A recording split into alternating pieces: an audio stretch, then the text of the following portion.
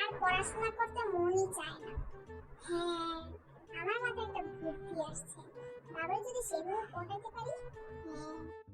আলহামদুলিল্লাহ, সুবহানাল্লাহ, আল্লাহু আকবার, সুবহানাল্লাহ, আল্লাহু আকবার, আলহামদুলিল্লাহ, সুবহানাল্লাহ, আল্লাহু আকবার। বাবা, বাবা, কি হয়েছে তোমার?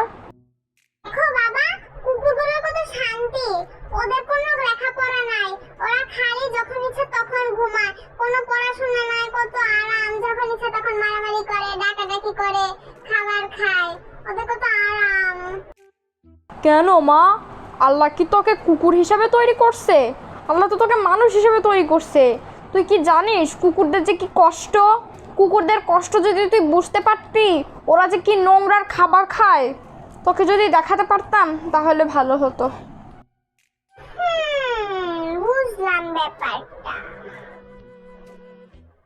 ঠিক আছে, তাহলে যদি তাই হয়, তাহলে আমি যখন মাঝে মাঝে দুষ্টুমি করি, ওই সময় ইনি খালামুনি আমাকে কেন কুত্তার বাচ্চা বলে?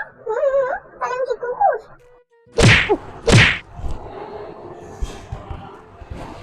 এসব বলে সে কি আর বলবো। আমার ভাই হইলে কিংবা আমার বোন হইলে একবারে গালায় দিতাম।